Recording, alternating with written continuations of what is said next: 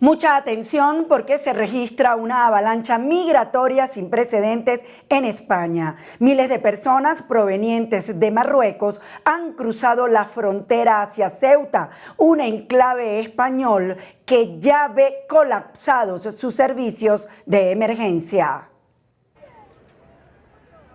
La presión migratoria volvió a encender las alarmas en Europa. Cientos de migrantes han ingresado a nado y por tierra al enclave español de Ceuta, desbordando los centros de acogida y obligando al gobierno español a reforzar el operativo de seguridad en la frontera. Las autoridades locales hablan de una situación de emergencia. Otros migrantes jóvenes marroquíes, en su mayoría, han logrado ingresar por la zona fronteriza del Tarajal. La llegada masiva desbordó la capacidad de respuesta de las autoridades españolas y saturó los centros de acogida de la ciudad autónoma. Equipos de la Guardia Civil, Salvamento Marítimo y la Cruz Roja desplegaron embarcaciones para rescatar a decenas de personas que intentaban alcanzar la costa, mientras otras eran atendidas tras llegar exhaustas o con síntomas de hipotermia. El presidente de Ceuta, Juan Jesús Vivas, pidió al gobierno español declarar una situación de emergencia nacional al advertir que la ciudad enfrenta una presión migratoria extraordinaria que supera su capacidad logística.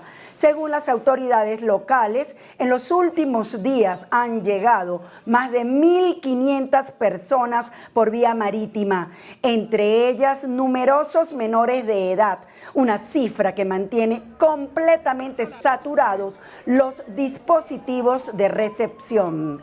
El gobierno español movilizó más recursos de seguridad y aseguró que trabaja junto con Marruecos para contener la situación y restablecer el control de la frontera.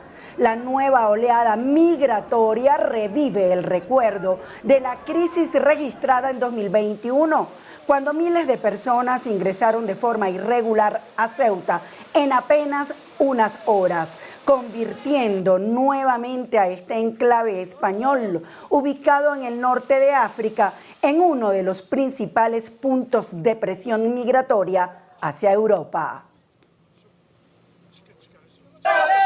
Buenas tardes. Efectivamente, la situación en la frontera de Ceuta, en España, la situación de la frontera con Marruecos es insostenible. Son más de 200 personas por minuto las que entran a la ciudad autónoma de Ceuta, de apenas 19 kilómetros cuadrados. Las autoridades locales y nacionales están trabajando para ver cómo dan soporte a todas las personas que están entrando. Además, Marruecos y España han llegado al acuerdo de que todas las personas que han entrado sean devueltas de inmediato, pese a la sentencia del Tribunal Superior de Justicia, donde se prohibían las devoluciones en caliente de las personas que entraban a nado. Todas las personas que vemos a mi espalda están entrando desde la frontera de Marruecos a nado. Son miles las personas que esperan al otro lado, según los vídeos a los que hemos podido tener acceso. Y además, no solamente vienen personas provenientes de Marruecos, sino que también hay personas argelinas, personas del África subsahariana, y lo que más llama la atención es la cantidad de niños y niñas que vienen solos y solas. Esta crisis nos recuerda completamente a la que ya vivió Ceuta en el 2021. Paloma Coleto, desde Ceuta para Alianza Informativa Latinoamericana. Lo último también nos llega desde La Guaira, donde inició una nueva fase que muchos de los sobrevivientes se niegan a aceptar. 37 días después del doble terremoto, las autoridades comenzaron la instalación de explosivos para demoler estructuras colapsadas y facilitar la remoción de escombros. 37 días después del doble terremoto que sacudió a Venezuela, la emergencia en La Guaira entró en una nueva fase. Las autoridades iniciaron el proceso de implosiones controladas en varios edificios que quedaron gravemente afectados por el sismo. Desde las primeras horas de la jornada, los accesos hacia el sector de Catia la Mar fueron completamente cerrados. Guardias nacionales instalaron barricadas para impedir el ingreso de periodistas, rescatistas, familiares y habitantes de la zona. La medida busca garantizar la seguridad durante las detonaciones controladas. Uno de los primeros edificios intervenidos fue el conjunto Luisa Cáceres de Arizmendi, identificado como la OPP 36, una edificación perteneciente a un programa habitacional del gobierno y que, según las autoridades, presenta un alto riesgo de desplome. En el lugar, especialistas comenzaron la instalación de explosivos que serán utilizados para ejecutar la implosión de manera controlada. Antes del procedimiento, todo el área fue evacuada y permaneció bajo estrictas medidas de seguridad. Uno de los trabajadores que participa en la recuperación de cuerpos aseguró que las detonaciones no afectarán las labores de búsqueda. Las autoridades por ahora mantienen el operativo y avanzan en esta nueva etapa de recuperación que busca reducir el riesgo de nuevos colapsos, mientras continúa la respuesta a una de las peores tragedias que ha vivido Venezuela en los últimos años. La Guardia Nacional se ha hecho presente porque... De regreso a Colombia, la periodista de nuestro canal aliado Noticias Caracol, Stephanie Valencia, reveló lo que encontró entre los escombros y las historias que siguen marcando a Venezuela. En una entrevista con Venezuela al Día, narra cómo la marcó la zona cero y cada venezolano con el que se encontró en medio de la tragedia. Uno de los rescatistas se refería a los edificios como sándwiches de muertos. Uf, eso me pareció muy fuerte. Y ellos mismos cogían el material también y nos mostraban. Es que miren, esto es puro cartón, esto es puro icopor. Demasiado desgarrador cuando retiran el cuerpo a un niño y se lo entregan a sus padres. Es decir, todo es tan artesanal, tan... En la vida real eso no es así. Durante varios días estuvo en los edificios colapsados. Acompañó a las familias que lo perdieron todo durante el desastre y documentó a miles de venezolanos que intentan reconstruirse en medio de la tragedia. Hoy nos acompaña Stephanie Valencia, periodista y reportera de nuestro canal aliado Noticias Caracol. Bienvenida, Stephanie, a este espacio de Venezuela al Día. Sara, muchas gracias, qué honor estar aquí. Bueno, Stephanie, cuéntenos primero cómo fue ese llamado, cómo le dicen desde el noticiero que debe dirigirse a la zona del desastre. ¿Cuál fue esa primera imagen? ¿Qué fue lo primero que usted vio cuando llegó a Venezuela? Bueno, Juan Roberto, que es nuestro director, una vez ocurrió el terremoto, hizo como ese llamado de China, necesito que arranque para allá, pero tenía una cita muy importante, digámoslo así, que cumplir acá en Bogotá, y él mismo fue el que cayó en cuenta en medio de la llamada y me dijo, no, China, usted no puede faltar a eso, esperemos mejor, aguantemos. Igual eso hay que ir relevando gente porque vamos a estar mucho tiempo haciendo cobertura allá, entonces esperemos. Después de que mi compañera Andreina regresó, fue cuando el jefe me dijo, estamos buscándote etiquetes para que puedas ir allá, entonces por favor ten tus cosas listas porque en cualquier momento puedes salir. Y así fue. Estuvimos en total 10 días allá, ese era como el propósito, estar inicialmente 10 días. Nosotros llegamos fue a Valencia y de Valencia viajamos por tierra hacia Caracas.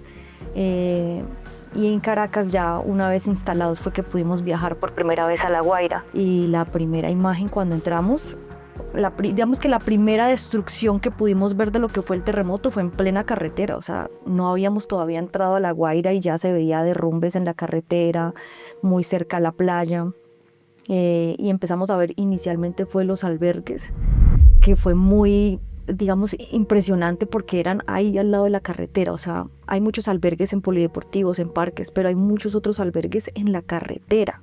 El carro pasa y tú ves a un lado la cantidad de albergues, los niños, las mamás, la gente con estufas ahí en la calle cocinando. Digamos que eso relacionado al terremoto fue la primera imagen que vimos, los albergues que quedan literalmente en la calle.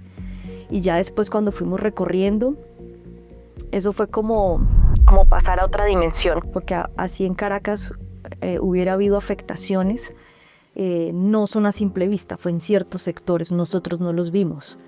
Empezamos a ver todo el daño y la destrucción fue cuando empezamos a entrar a La Guaira y fue como entrar literalmente a otra dimensión. Todo empezó a tornarse gris, era como en sepia. ¿Se acuerdan las fotos cuando salían en color sepia? Fue algo así, porque todo se veía muy marrón, muy oscuro, los edificios derrumbados completamente, la carretera, hay una imagen impresionante que por una carretera por la que pasamos completamente dividida y abierta en dos partes. En otras partes el asfalto se levanta aquí y se levanta acá y queda una ranura así grande que impide pues el paso de los carros y los desvíos, pero creo que la primera imagen fue esa, los albergues, ver a la gente literalmente durmiendo en la calle y los edificios ya colapsados, y a medida que uno va entrando y va llegando al centro de La Guaira, que fue como la zona más afectada y la parte costera, pues obviamente la imagen es mucho más aterradora y es eso, siente uno mucho miedo y se siente uno muy diminuto porque terremotos ha habido muchos, pero cuando tú estás ahí y ves hacia arriba la cantidad de escombros, la cantidad de gente, la cantidad de tierra, la cantidad de concreto, uno dice, somos muy chiquiticos ante la dimensión tan grande que tiene, digamos, la afectación de estos dos terremotos. Estefanía, hablamos de un tema muy polémico de que en Venezuela al día le hemos hecho seguimiento y es precisamente a la Gran Misión Vivienda. Recordemos que fue un proyecto social impulsado por el entonces gobierno de Hugo Chávez, en el que básicamente era entregarle vivienda a miles de familias vulnerables y pobres. Usted estuvo allá, usted tuvo la oportunidad, porque los veíamos en los reportajes, de tocar los materiales, de estar en esas casas que se ven todas iguales. ¿Cómo llegó a esa historia, Stephanie? ¿Y qué encontró usted cuando pudo entrar a este complejo habitacional que, recordemos, pues está en toda Venezuela, pero en este caso es en La Guaira, que se llama el barrio o complejo habitacional Hugo Chávez? Pues bueno, curiosamente esa fue la primera nota que nosotros hicimos en todo el cubrimiento. Nuestro afán era llegar a La Guaira porque sabíamos que era la zona más afectada, pero recién entramos a La Guaira, la primera zona que se ve de destrucción de vivienda es ese, el barrio Hugo Chávez. Pues allá se le llama así, complejo barrio Hugo Chávez. Y es impresionante porque es como si las casas hubieran explotado por debajo.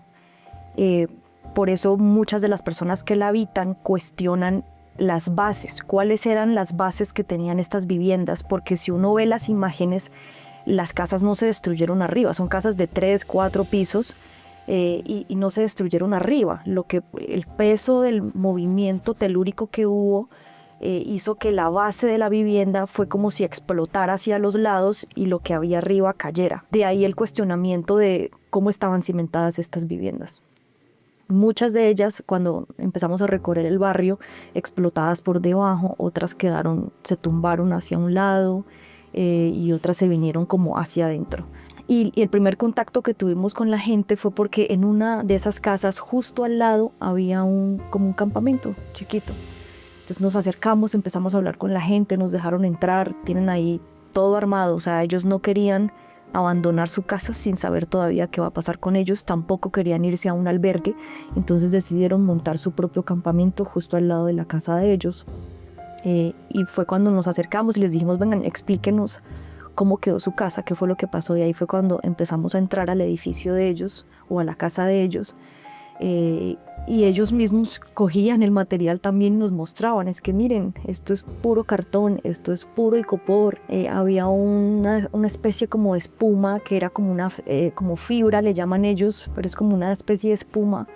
Nosotros durante el cubrimiento también estuvimos hablando con algunos analistas y en cuanto al icopor, ellos dicen que eso sí hace parte como de el material que se emplea dentro de las estructuras, pero el cartón no. Las personas dicen que antes del terremoto ellos ya veían muchos daños estructurales en las viviendas, mucha humedad, por ejemplo, del piso de arriba, las paredes eran de drywall, entonces el apartamento de un lado con el que le queda justo al lado se escuchaba absolutamente todo, si tú tocabas la pared claramente se escuchaba al lado. Digamos que esa era una de las partes más débiles que ellos mostraban de sus viviendas, y ellos dicen que cuando las recibieron eran conscientes de que las viviendas no eran como lo que esperaban y que seguramente no era como lo más fuerte, pero era una vivienda y era lo que ellos finalmente pues necesitaban, un techo y un lugar en donde vivir. Pero dicen ellos que a pesar de saber eso, pues nunca dimensionaron que ante un terremoto las casas se iban a desbaratar por completo. Y lo que ellos resumen es que se sienten engañados. Estas viviendas no fueron en su totalidad gratuitas. Tuvieron ellos que pagar, digamos que precios muy económicos, demasiado bajos, pero tuvieron que pagar. Y ellos dijeron que lo pagamos con esfuerzo. Fueron viviendas que nos costaron y nos sentimos engañados porque no resultaron siendo lo que nos prometieron que sería. Usted dice algo muy cierto y que ellos lo llamaron engaño. Esa palabra se escuchó durante el reportaje. ¿Usted considera que el terremoto terminó convirtiéndose en esa ruptura y en esa fractura de la relación que había entre ciudadanía y Estado? Yo creo que la ruptura ya estaba.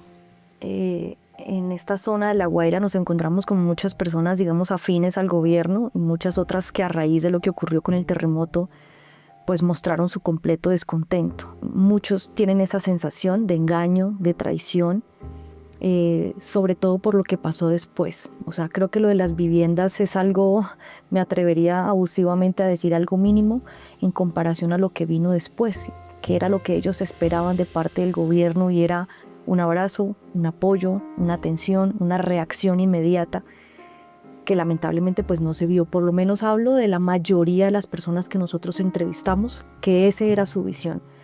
La visión de nos dejaron solos, la visión de necesitamos una maquinaria y no nos la dieron, la visión de cuando más necesitamos rescatar sobrevivientes, que fueron los primeros días, las primeras 72 horas, no lo tuvieron. Y muchas personas dicen, si no hubiera sido por el apoyo de los rescatistas internacionales que vinieron, que ayudaron, por la misma gente que se volcó a meterse en los escombros, ¿qué hubiéramos hecho? Entonces yo sí creo que la relación ya estaba un poco rota antes de, pero creo que terminó de romperse después de que ocurrió ese terremoto. Hay muchas personas en pequeños sectores de La Guaira, en donde a pesar de lo que pasó siguen siendo muy afines, pero son personas que, digamos, no tuvieron el mismo nivel de afectación, digámoslo así, no tuvieron pérdidas humanas como si lo tuvieron en otros sectores. Entonces creo que se ve un poco ese choque, pero sí creo que si había una herida o una ruptura, terminó incrementándose a raíz del terremoto por la forma en la que el gobierno actuó ante los miles de damnificados que hoy hay en Venezuela. ¿Qué le dice la gente? ¿Para dónde se van? Usted lo menciona, que ellos se hacen al lado de lo poco que quedó de la casa, que muchas esperanzas y mucha felicidad les trajo en su momento. ¿Qué dice la gente? ¿Qué dicen los especialistas? Porque como lo menciona, habló con ingenieros y también personas que estaban al tanto de la situación. ¿Qué va a pasar con estas casas?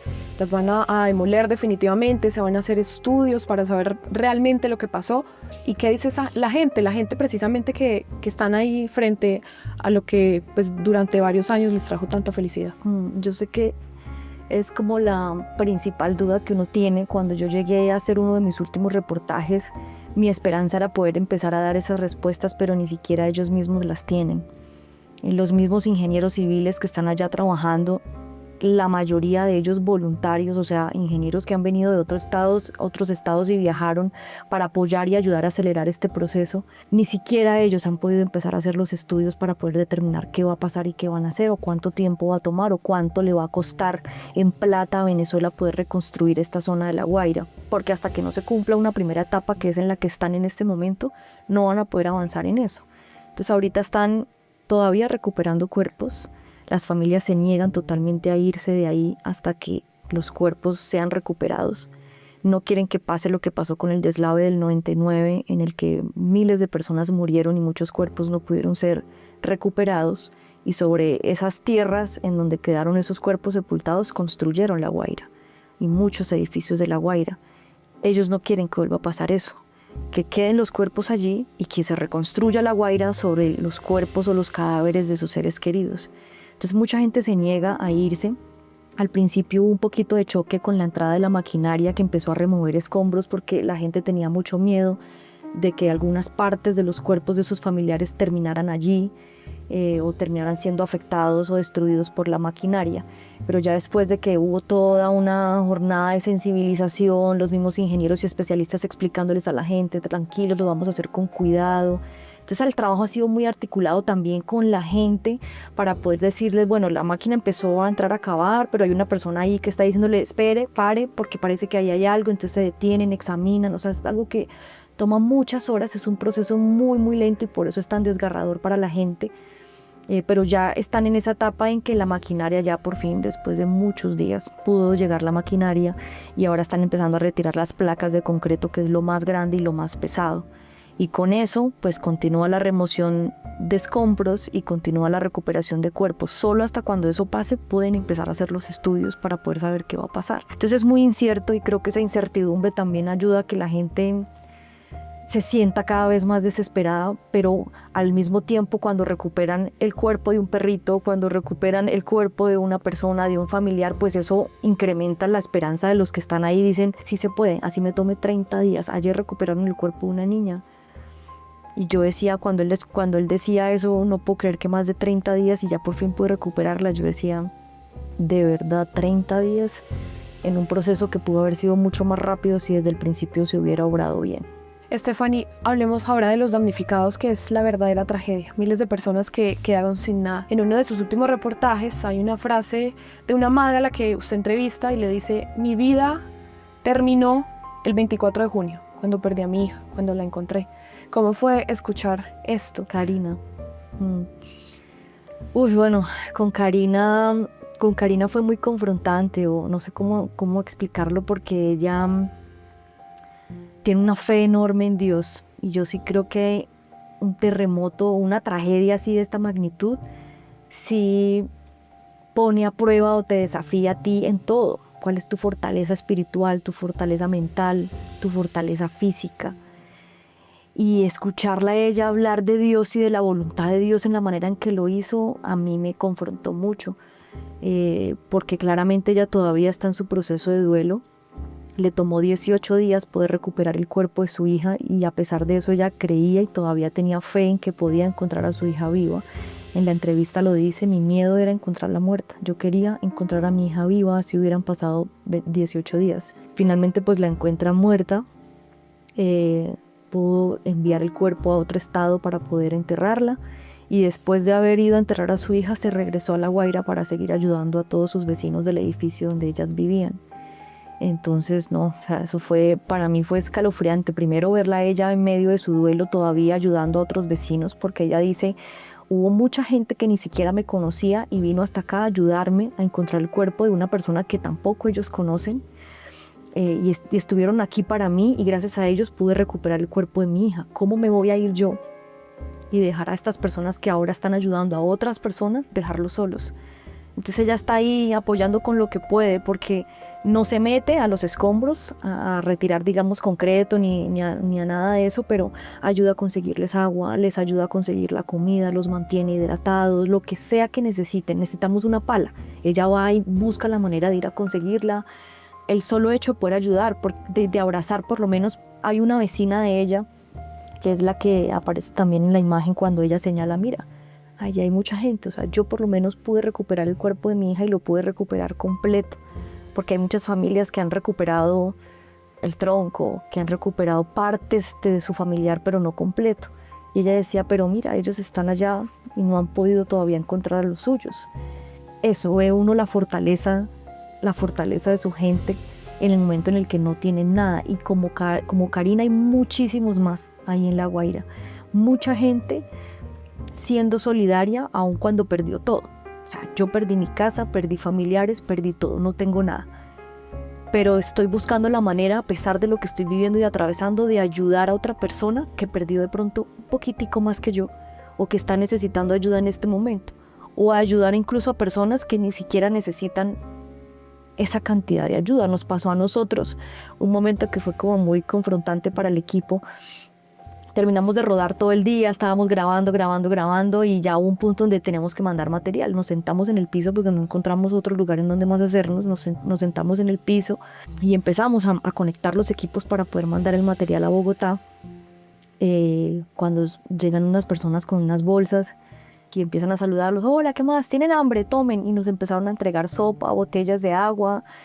Entonces empezamos a hablar con ellos y nos decían, no, nosotros también perdimos todo, perdimos nuestra casa, perdimos familiares, pero hay que seguir, aquí estamos apoyando a nuestra gente, a los que lo necesitan, a ustedes, gracias por estar acá. Y nos dieron unas palabras súper lindas, la gente muy agradecida de ver al periodismo de afuera volcarse a informar, a mostrar, a registrar, entrevistar a la gente, metidos en las mismas jornadas en las que ellos están. Pero pues en medio de todo, obviamente, uno llega allá y uno dimensiona todo lo que se está viviendo y uno sabe que uno es muy afortunado en muchas cosas.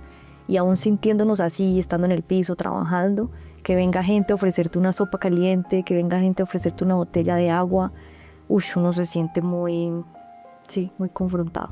Hay una escena que ha impactado bastante y que lo muestran en el reportaje y son esos túneles, como un efecto panqueque, uno tras otro, que lo menciona en el reportaje, que la misma gente lo excavó, que se sintió y que le contó a la gente que con sus propias manos, con las uñas, como lo dicen ellos, arriesgaban su propia vida, fracturas, rasguños, bueno, una cantidad de cosas que pasaron alrededor de eso para llegar al fondo donde se cree que están los familiares. Percibí sobre todo el daño emocional que hay en las personas.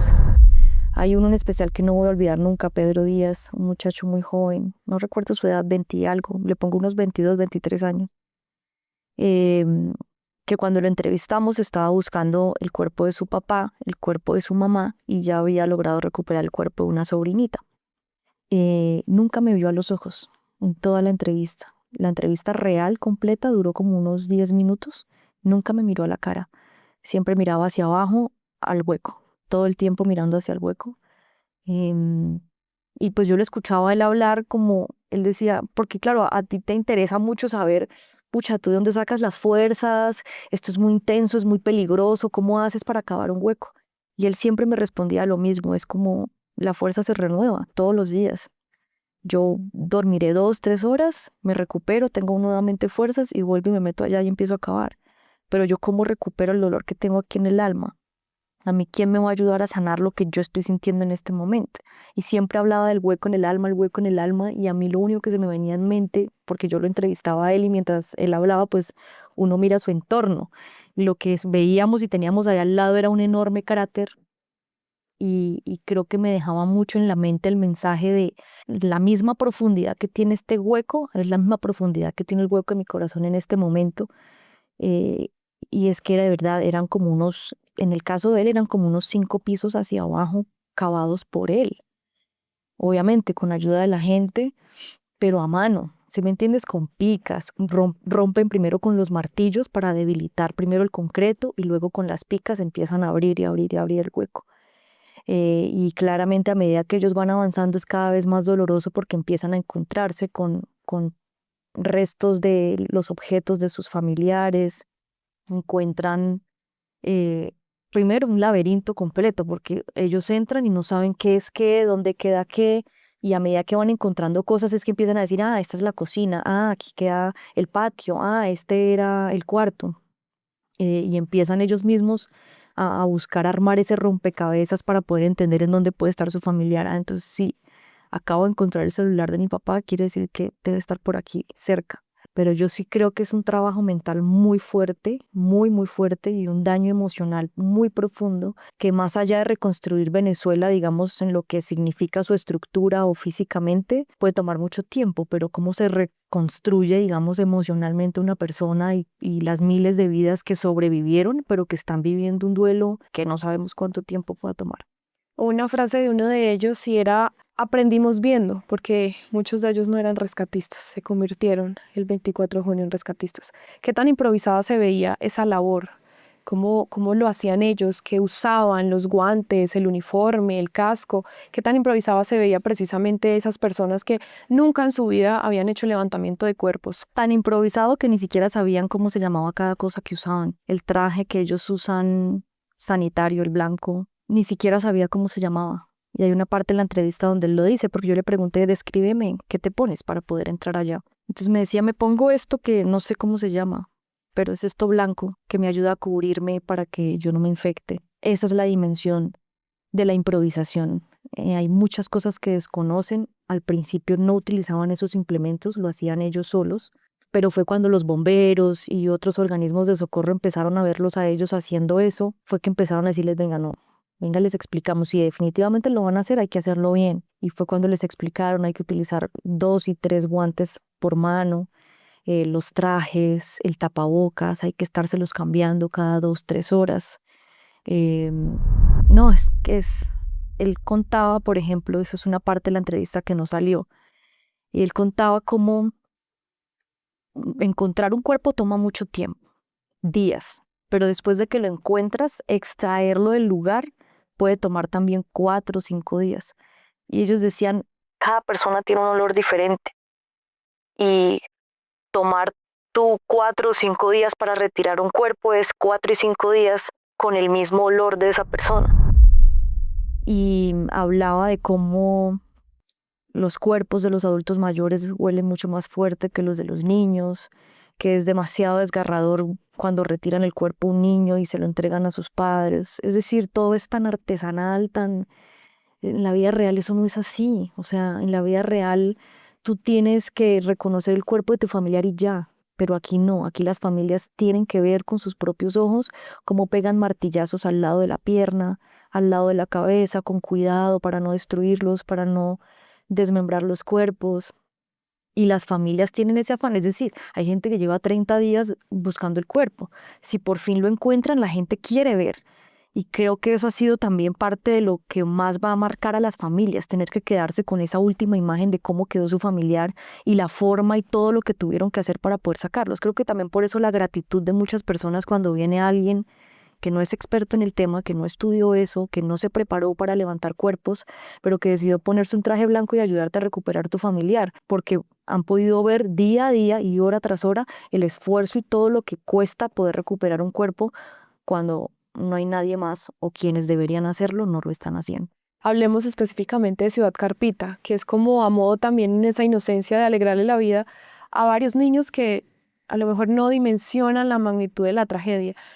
¿Qué vio allá? ¿Qué sintió? ¿Qué le decía a la gente en precisamente esa Ciudad Carpita? Bueno, ahí sí, en los albergues hay muchos contrastes, porque Ciudad Carpita fue como una invención de juego para poder hacerles ver a los niños que vivir en una carpa no es tan trágico como parece y que puede ser un campamento, un juego divertido, chévere. ¿A quién no le gustaría acampar en la playa? La diferencia es que a ellos les tocó forzado y los niños claramente también vivieron la tragedia. Muchos de ellos quedaron paralizados en el momento del terremoto. Hubo niños que no hablaban después de 2 y 3 días. Y las familias tuvieron que entrar a hacer como un proceso muy rápido de sanación esos primeros días para que los niños como que aterrizaran todo lo que habían vivido, pero muchos estaban aterrados de pasar por el lado de un edificio y que le cayera encima. Entonces ahí es cuando la familia dice tenemos que hacer algo para hacerles ver a ellos que no están así, que acá están seguros. Claro, en la playa tú estás alejada de cualquier peligro, me refiero a edificios, casas, postes. Em, entonces era una manera de hacerle ver a los niños eso, pero fue un trabajo muy doloroso o ha sido un trabajo muy doloroso para los papás porque están sacando fuerza para poder llevarle alegría a los niños, pero ni siquiera ellos las tienen para poder dárselas a ellos mismos. Entonces creo que ese contraste se ve en todas partes. O sea, tú ves a los niños jugar como si nunca hubiera pasado nada. En las canchas en donde hay refugios, por ejemplo, ellos siguen viendo la cancha como lo que es, una cancha. Y ahí juegan fútbol, básquet, hacen rondas, corren, se ríen, pero los papás no, los papás sí saben y dimensionan lo que está pasando y creo que les cuesta mucho más mostrar esa alegría cuando estás en un albergue, cuando estás lejos de tu casa, lejos de la comodidad, cuando te toca convivir con otras personas, cuando te toca limitarte a las reglas que impongan en el albergue, a los horarios que te impongan. Es decir, es muy doloroso porque uno sí siente la intención que hay en las personas de querer salir adelante, la intención de querer ser fuertes, pero todos los días se chocan contra ellos mismos. El solo hecho de tú acostarte a dormir, en la playa la brisa es muy fuerte, entonces a veces tienen ventarrones que les levanta absolutamente todo. Es decir, es vivir en condiciones para las que uno nunca estuvo preparado y menos por tanto tiempo. Creo que la mayoría se acompleja mucho pensando en que van a tener que estar ahí por un año y medio. La mayoría de ellos, fue algo que nos impresionó mucho también, sufrieron lo que fue el deslave del 99, entonces la mayoría ya estuvo en albergues, la mayoría ya supo lo que fue perder una casa y están viviendo esta tragedia por segunda vez en una dimensión muchísimo mayor, y creo que esa desprotección que han sentido desde el principio o ese abandono que han sentido desde el principio es lo que los lleva a creer que esto va para largo, y por eso es que la mayoría dice esto apenas está comenzando. Stephanie, una escena que nunca salió al aire, algo que nos pueda contar que fue muy difícil de grabar y que definitivamente dijeron no, no puede salir, algo que precisamente no hayamos visto. Mm. Bueno, hubo una en medio de una entrevista. Yo sí siento que psicológicamente esto ha afectado mucho a la gente al punto en que ya hay cosas muy bizarras. Hay gente que se refiere, por ejemplo, en una entrevista, uno de los rescatistas se refería a los edificios como sándwiches de muertos. Uf, eso me pareció muy fuerte. Cuando estábamos armando la nota dijimos, esto no puede salir así, o sea, así, al tú desmenuzar esa frase, sepas que en teoría es así, porque hay una placa de concreto, aquí hay cuerpos, acá hay otra placa de concreto, aquí hay cuerpos, y cada una es un piso, y entre cada piso hay mucha gente muerta. Pues uno dice, sí, en teoría lo que él dice es cierto, pero la manera en la que lo dijo, la gente está, es decir, en su mente esto ya está rebosando los límites. Hay muchas personas, por ejemplo, que ya ni dolor sienten, o puede que lo sientan, pero lo están reprimiendo al punto en el que tú ya ves en su mirada, en su manera de actuar y en su manera de hablar, como si esto tocara hacerlo así, y no, o sea, muy denso. Eso, y pues muchas imágenes que también restringimos, eh, precisamente por lo que se ve, ¿no? Cuando encuentran los cuerpos, cuando los sacan. Hay una escena, por ejemplo, que no salió, de una imagen en donde uno de los ingenieros está bien metido, o sea, está el edificio destruido como por capas así, parece un abanico. Y en un triángulo que hay así, es un hueco, y no lo alcanzamos hasta allá. Entonces él coge una piedra y la tira. Y de donde pega la piedra me dice, ¿sí ves eso blanco donde cayó la piedra? Y yo sí. Y me dijo, eso que ves ahí es cal. Y yo, ¿y por qué está ahí? Y me dice, porque donde cayó la piedra es una pierna. Y ahí hay una persona atravesada. Ya encontramos al familiar a quien pertenece, digamos, ese cuerpo, pero es imposible sacarlo de ahí. Hemos movido, hemos hecho, y si lo hacemos, va a salir por partes. Entonces, la familia ya simplemente entendió que es prácticamente imposible sacarlo, y que es preferible que el cuerpo quede ahí a que lo saquen como saldría. Por eso simplemente se le echó cal para ayudar a que la descomposición y el olor no afecte a todas las personas que están aquí trabajando. Entonces le dije, bueno, pero ¿qué implicaciones tendría pues poder sacarlo? Y dijo, pues levantar absolutamente todo. ¿Y qué se necesita para levantar absolutamente todo? Le pregunté y me dijo, un milagro. Entonces es como,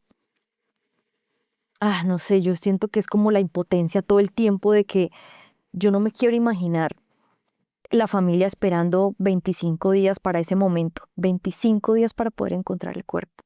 Todo lo que implicó poder llegar hasta ahí. Lo encuentran y no lo pueden sacar.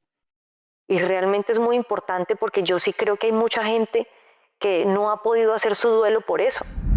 ¿Qué espera la gente? Simplemente poder sacar el cuerpo, enterrarlo en un lugar digno, llevarle flores, ir a hablarle cuando quiera, decirle adiós, lo que sea, pero poder tener un lugar en donde llevarlo y en donde despedirse, no de esta manera.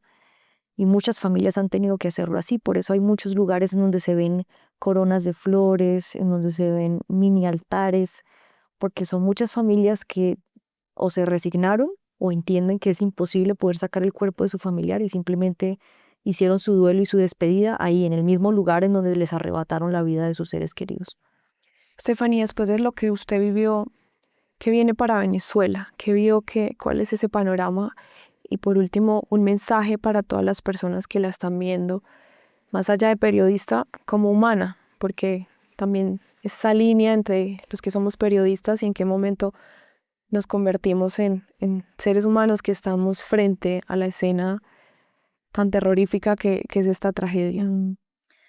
Bueno, ¿qué viene para Venezuela? A mí me preocupa mucho. Siento que hay una rabia colectiva. Lo vimos mucho, eso nunca lo mencionamos en los informes, por ejemplo. Hay una rabia colectiva preocupante. La gente ya no se aguanta nada. Por muchos años la gente tuvo que callar muchas cosas, a la gente le daba miedo hablar muchas cosas porque había mucha represión y muchas cosas bueno, todos hemos visto cómo ha sido todos estos años allá, pero siento que a raíz de lo que pasó se despertó en ellos una furia que los ha llevado a agredir a la fuerza pública, por ejemplo. Hay mucho descontento porque nosotros lo vimos con nuestros propios ojos. Muchos uniformados, militares y policías que después de muchos días, ahora sí llegaron al lugar, pero no llegaron a ayudar, sino que están ahí parados como mirando, no sé si vigilando o haciendo qué, pero a la gente les molesta mucho, porque estás tú ahí desgarrándote las manos, quemándose con los esmeriles, partiéndose los huesos, porque hay mucha gente que se ha fracturado, gente que se ha caído a los huecos, es decir, el esfuerzo físico que la gente está haciendo es enorme. Y que tú veas a quien debería estar a tu lado ayudándote y apoyándote, ahí parado con un casco, con las botas muy bien lustradas y el uniforme intacto, es molesto. Y a mucha gente esa rabia que se ha generado por lo que pasó los ha llevado a eso. Les gritan, ¿qué? ¿Te llevo un tinto? ¿Qué? ¿Te llevo una sombrillita? ¿Quieres una cama? Les gritan cosas. Es como hay mucha molestia y preocupa porque pues no sabemos hasta dónde esto pueda llevar y la gente ha venido acumulando. Ya acabamos de pasar un mes, pero luego van a ser 2 meses, luego 3 meses y no sabemos esto en qué pueda desencadenar. ¿Qué más puede venir para Venezuela? Que siga creciendo la solidaridad. Yo siento que al final ha sido una gran lección que nos ha dejado este país al resto del mundo y es la solidaridad de su gente. Es impresionante lo unidos que son, impresionante. O sea, lo que yo te decía, alguien que lo perdió todo, que tenga capacidad y fuerza para darle a alguien que no perdió nada o que perdió un poquitico más que tú, eso pone a prueba realmente de que está hecho uno como ser humano y como persona. Creo que eso es lo que vamos a seguir viendo también, mucha solidaridad, es lo que espero también que se vea del mundo, porque al final ellos lo que quieren es eso, que no los olviden. Más allá como de un titular, más allá de lo que fue viral, más allá de la entrevista súper reveladora, que ellos quieren es que no los olviden y ahorita se viene la etapa más difícil, cuando empieza a pasar el tiempo y la gente empieza a olvidarse de Venezuela. Pero no se nos puede olvidar que la gente que está hoy ahí sobrevivió y vivió, comió y durmió con la ayuda que el mundo le dio. Las ayudas humanitarias, los albergues, todo eso venía de donaciones, del buen corazón de la gente. Si eso deja de pasar, ¿qué va a pasar entonces con todas estas familias? Creo que esa sí es una angustia que hay, que no los olviden y que la ayuda no deje de llegar para que estas familias puedan seguirse sosteniendo, no sabemos por cuánto tiempo más. La mayoría de ellos se mentalizan en que van a estar mucho tiempo en los albergues, pero pues muchos sí tienen el ánimo de poder volver a construir su casa y salir de ahí. Y personalmente, ¿qué me deja? No sé, qué pregunta tan difícil. Yo creo que a mí este cubrimiento me cambió como persona, mucho. Hubo muchos momentos en donde uno se siente muy confrontado como ser humano porque cuando tú dimensionas y llegas a un lugar así, tanta necesidad, es que de verdad son muchas vidas, son muchas personas, son demasiados afectados, que llega un momento en donde tú sientes que tu trabajo como que quieres pasarlo a un segundo plano y tú antes quieres es ayudar y sientes mucha impotencia por eso, porque no tengo las herramientas, no tengo la manera de ponerme a hacer lo que ellos están haciendo. Y de lado tengo mi misión principal, que es llegar a informar. Y los primeros días hubo una confrontación muy fuerte por eso, porque yo sentía que no estaba haciendo lo que yo debería hacer, que es poder ayudar a esta gente de alguna manera. Pero después, cuando fue pasando el tiempo, que ya nos reconocíamos con la gente porque llegábamos al otro día, ¿qué hubo? ¿Qué pasó? Y ya empezábamos a conocernos y a construir, digamos, una relación en la que todos nos ayudábamos. Empezamos a notar la gratitud tan enorme que había de la gente hacia nosotros. Muchas gracias por contar, muchas gracias por visibilizar, muchas gracias por estar aquí. Y ahí fue cuando empezamos a darnos cuenta que el periodismo va mucho más allá de informar. En este cubrimiento el periodismo fue acompañar a la gente, abrazar a la gente, apoyar a la gente, visibilizar a la gente, que siento yo era lo que más ellos querían. Por favor, cuenten la realidad de lo que está pasando. Y fuimos fieles a eso. O sea, no hubo una sola cosa que no se contara que estuviera ceñida o fuera de la realidad. Todo fue tal cual como pasó, tal cual como lo vivimos, tal cual como lo vimos, tal cual como la gente lo contó. Y creo que a mí me enseñó mucho un poco eso. Es que siempre se ha hablado de que el periodista para informar bien debe tomar cierta distancia del dolor y no involucrarte como tanto, pero aquí era imposible. O sea, es imposible que una señora te llore porque perdió a su hija, porque perdió a toda su familia y fue la única que sobrevivió y tú no sientas ni pienses nada. Creo que al contrario fue abrazar mucho. Eso hicimos, abrazamos mucho a cada persona que nos confiaba su vulnerabilidad, a cada persona que nos abrió su corazón en medio de un momento tan doloroso. Fue abrazar mucho, llevar palabra de consuelo, aliento. Y al final, después de muchos días de, digamos, darnos tan duro como equipo frente a lo que pensamos que pudimos haber hecho, entendimos que al final, bueno, nosotros no reconstruimos casas, nosotros no vamos a poder ayudar a esta gente a reconstruir, digamos, sus vidas ni nada, pero sí hacemos una labor muy importante que es construir memoria y construir historia. Al final, cuando el tiempo pase, la gente va a recurrir a todo esto, a los informes que sacamos, a lo que en los medios se contó, a las noticias que salieron, a las entrevistas que se hicieron, y la misma gente va a poder ver realmente cómo pasó todo, realmente cómo fue. Entonces creo que fue, para mí personalmente, uno de los cubrimientos, digamos, que más me han marcado como persona, como periodista. Hubo muchos momentos de culpa también, por lo que te decía, siento que ve uno tanto desastre y tanto dolor que de verdad hay momentos en donde uno no entiende uno por qué está haciendo esto y no esto. Yo debería estar haciendo mejor aquello que siento que contribuye más a esto. Hubo momentos en donde, no sé, por ejemplo, se me viene a la mente una conversación que tuve con Andreina, mi compañera, después de que regresamos del cubrimiento. Y nos pasó algo muy similar. A mí me impactó mucho cuando yo se lo conté, ella me dijo que a ella le había pasado lo mismo. Yo dije, wow, o sea, es una vez que nosotros regresamos en la noche del todo el cubrimiento, llegué al hotel y esa noche nos habían movido de habitación. Cuando yo entré a la habitación, me doy cuenta que esa habitación tenía una tina y yo estaba tan cansada, eran como las 11 de la noche. Estaba tan cansada que yo dije, voy a llenar la tina y me voy a recostar un rato. Entonces organicé todo y cuando me metí a la tina fue como que yo veía, me recosté y veía aquí encima toda la espuma y empecé a sentir mucha culpa. ¿Cómo es posible que yo acabo de llegar allá, de ver gente que no tiene un techo, gente que no tiene donde ducharse, que lleva días sin bañarse, gente que no tiene que comer, que perdió su vivienda? ¿Cómo merezco yo estar aquí acostada en esta tina con espuma? ¿Cómo merezco yo el agua caliente? O sea, es decir, es como que uno a veces sí mentalmente se deja, digamos, llenar de mucho de lo que ve, de lo que siente cuando está en ese cubrimiento.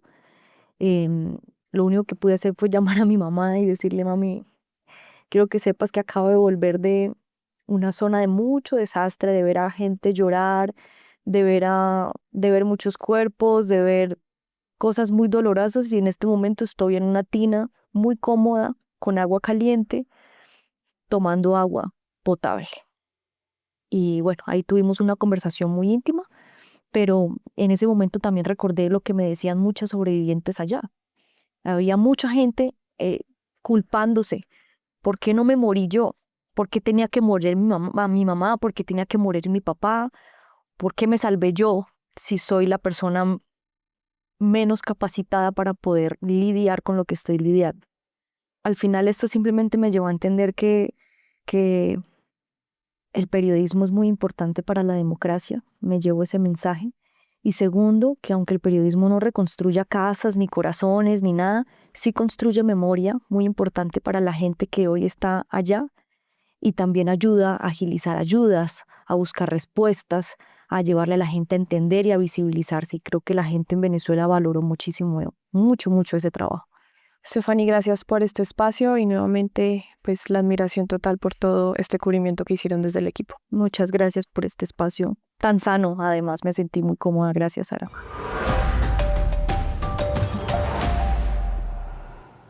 Existe un pueblo cerca del Polo Norte donde por ley está prohibido morir, pero hoy está en el mapa por algo aún más peculiar. El aumento de las temperaturas podría sacar a la luz lo que permaneció congelado durante décadas. David Díaz nos lleva hasta ese lejano rincón del planeta. Imagine llegar de visita a un pueblo muy lejano. La gente es amable y el paisaje es bonito. Solo recibe una advertencia. Si se siente mal, debe dejar el pueblo, ya que aquí la ley prohíbe morir. Esta historia es real. Alejado de las grandes ciudades existe un pueblo así, pero no es lo más extraño de este lugar. Con la ola de calor que enfrenta el mundo, este rincón donde la muerte fue prohibida podría convertirse en un pueblo zombie con peligro real para todos sus habitantes. Hoy en Mundo al Día vamos a conocer una de las historias más increíbles y surreales del mundo. Bienvenidos.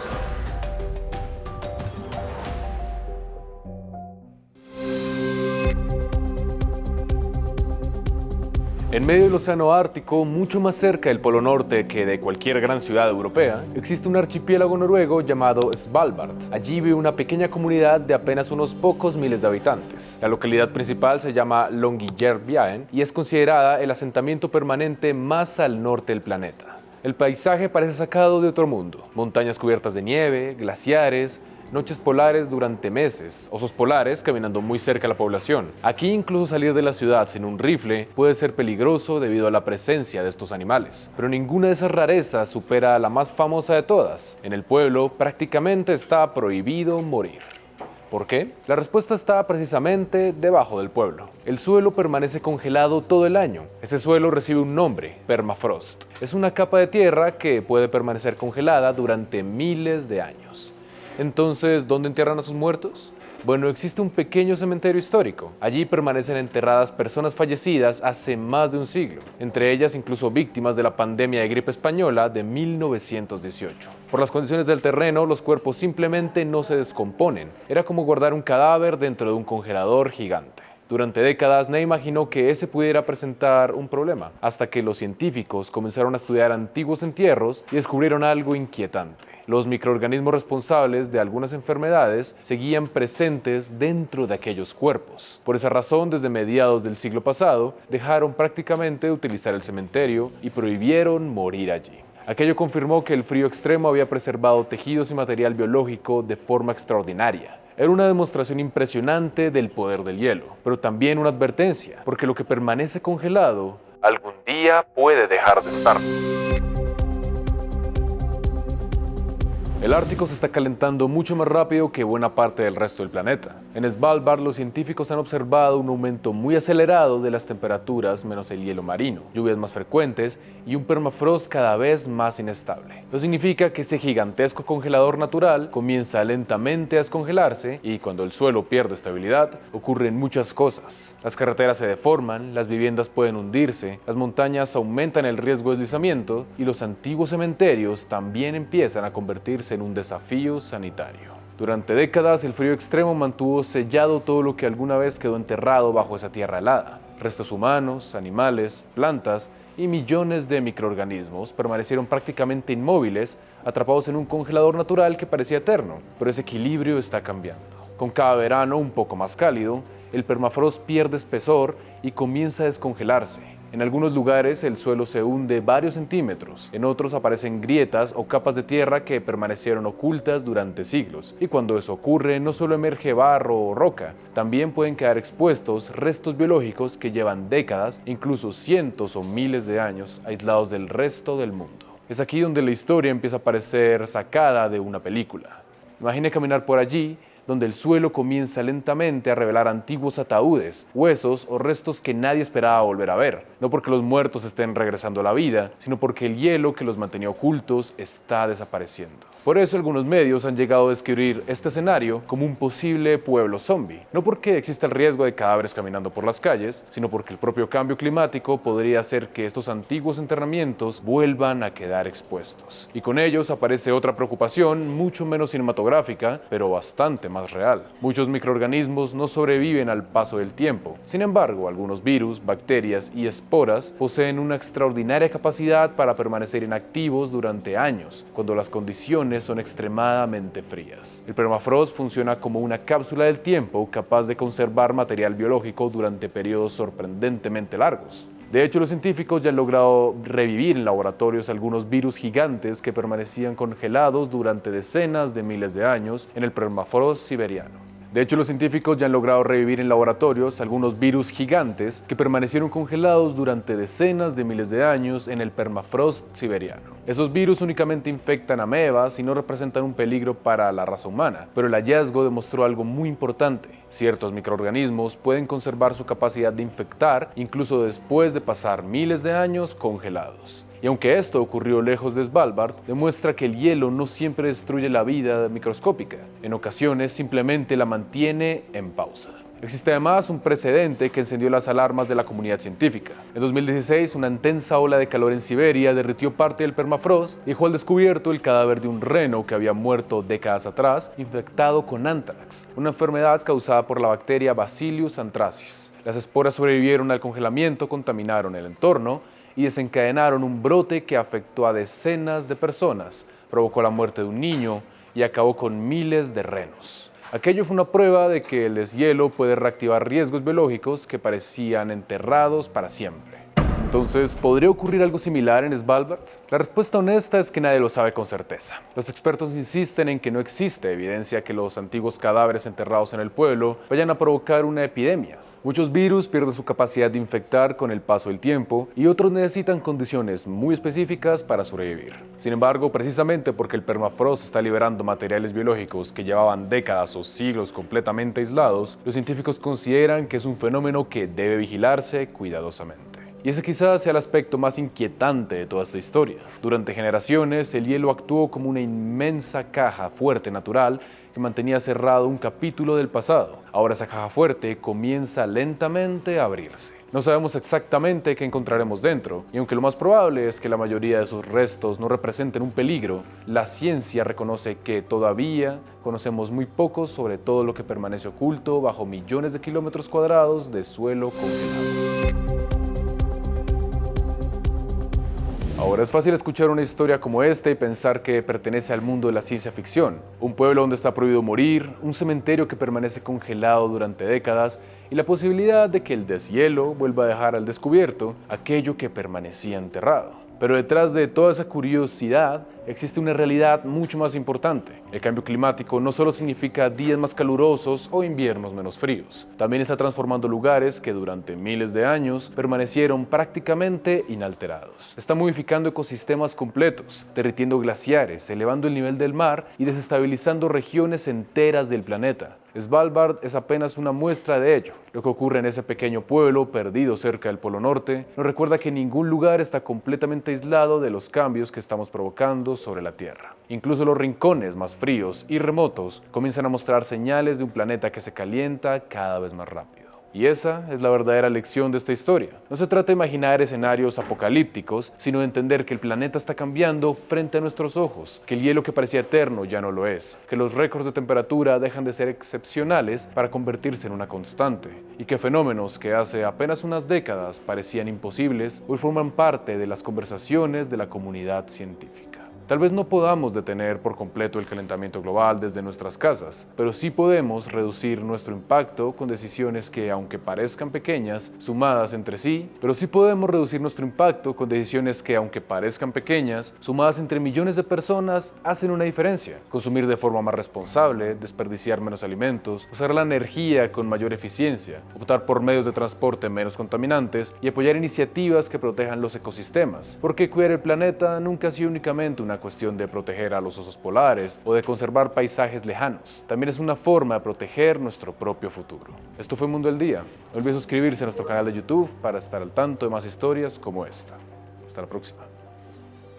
Y con esta información despedimos la emisión de hoy de Venezuela al Día. Como siempre les digo, les agradecemos su constante apoyo a todas nuestras redes sociales y también a nuestro canal de YouTube Venezuela al Día Oficial. Los invitamos a que sigan suscribiéndose y apoyándonos en Facebook, TikTok e Instagram. Recuerden siempre que donde está un venezolano está Venezuela al Día. Soy Yasmín América Velasco.